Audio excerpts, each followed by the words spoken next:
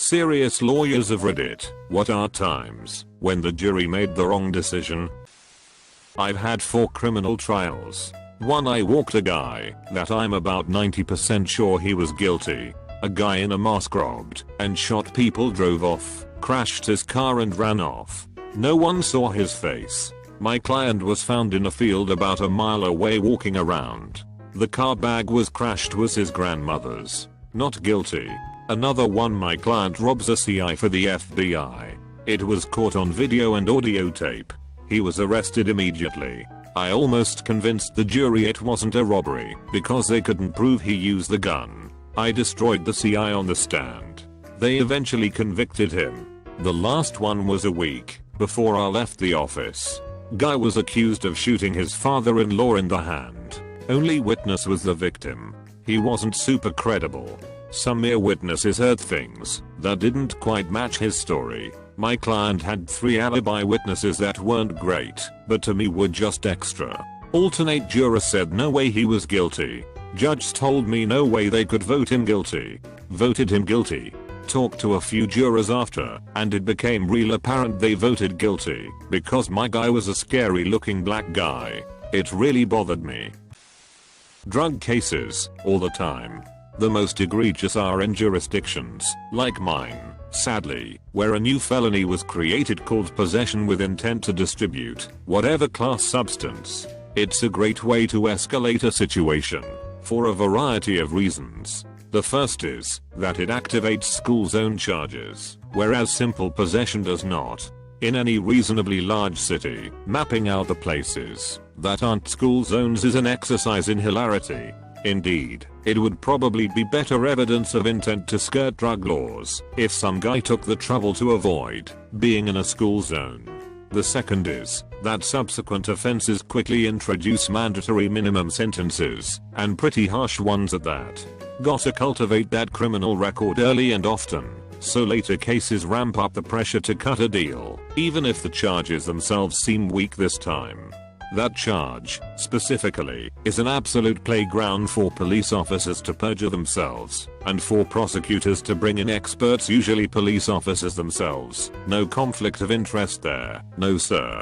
To talk about how plastic bag is and money and pretty much everything can be evidence of an intent to distribute. Meanwhile, many of these cases start with raids of homes where multiple people are all sitting around and of course drugs are in the house. Everyone gets arrested, everyone gets charged, and far too many judges refuse to sack up and apply the case law that covers issues like mere presence and the technical definition of possession. I literally tried a case where the judge said, on the record, at sidebar, that my motion for a quiet finding of not guilty on the intent to distribute charge was a close call, denied it, and then watched the jury convict my client. Beyond a reasonable doubt, and of course he wouldn't overturn their verdict afterwards on a not guilty notwithstanding verdict, essentially a renewal of the previous motion. The war on drugs is a vanguard movement in the war on due process and the rule of law generally. Make no fucking mistake. And sadly, it's a perfect storm in front of a jury. Minority client, police officers testifying both as primary witnesses and as experts. Drugs are evil, the community is ravaged by them. Gee, wonder if it's because it's a poor shithole? So everyone's sick of everything already, and most of the defenses do rely on a combination of highly technical legal definitions and the reasonable doubt standard. That last one is incredibly important, because let's face it, it's not drug selling, it's just drug distribution. And in a poor shithole city, everyone is doing that all of the time. But proving the charge beyond a reasonable doubt ought to be quite difficult. But it's not. Juries just go along for the ride. Oh, and motions to suppress evidence? Yeah, no. That requires a judge to sack up and act like a jurist instead of as a keeper. That does not happen very often. Hell, it barely ever happens, even when the police don't fucking bother to get a warrant. If there's a warrant, which is a process, that itself is a breeding ground for perjury by police officers, then you're basically completely fucked, unless the police fucked up so incredibly badly that you can raise a smoking gun level factual inconsistency. I was a first or second year associate, second chairing a big case with a very seasoned lawyer. We represented the plaintiffs, the families of 2 teenagers killed when their car was T-boned and was cut in half by a car that ran a red light at nearly 100 miles per hour. The driver who caused the accident was uninjured, died at the scene, and had no assets. However, the driver who caused the accident was traveling so fast because he got into a dispute with 2 other guys at a bar. They were chasing him. Those 2 guys were driving a company car with a multi-million-dollar liability insurance policy covering it. But the chasers were able to swerve and miss the wreck, so they never made contact with our client's vehicle.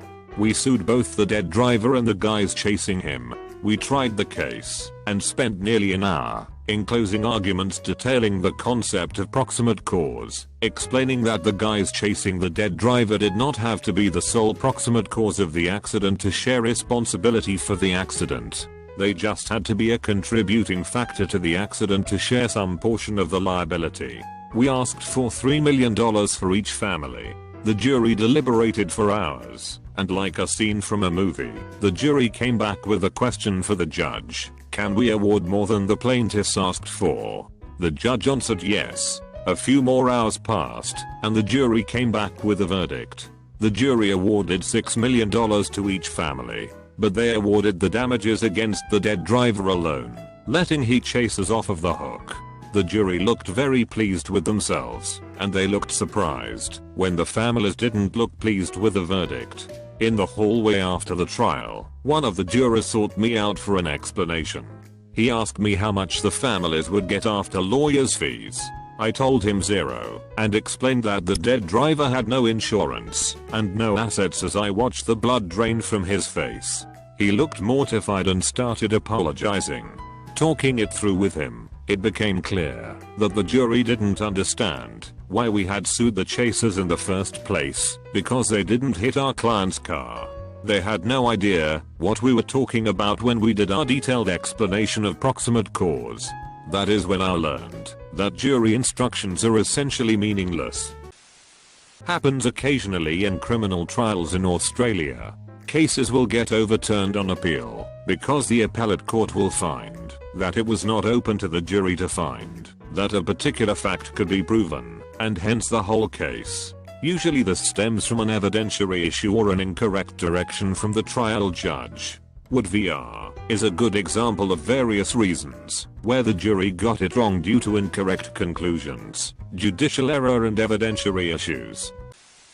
2 guys broke into the defendant's parked car, stole money, and then drove off. He saw them fleeing, got in his car, and chased them down a busy roadway in the middle of the day, shooting his gun 8 to 10 times out the driver's side window. He hit driver and caused their car to crash into a building. Both of the burglars were unarmed and died on scene. The jury acquitted him of everything except a misdemeanor gun charge. They had records and stole, but you don't get to kill people for non-violent theft. If a man had stalked his ex after a breakup, stabbed her repeatedly, nearly decapitating them in the process, shot them in the head, and then left her body to rot, then called the police while they were at the scene because they just wanted to help, then attended their ex's memorial service and sent flowers to the family, then claimed domestic abuse at trial with no proof, even though they weren't married or living together, he would have got the death penalty. But Jodi Arias did not. I've only ever done a mock trial, and I was given the very rare experience where the jury members told us afterwards why they decided the way they did, and I was very shocked. After being in law school for 3 years, you tend to forget that the average person doesn't have even a tenuous grasp of the law, and sometimes they don't have the greatest grasp in logic.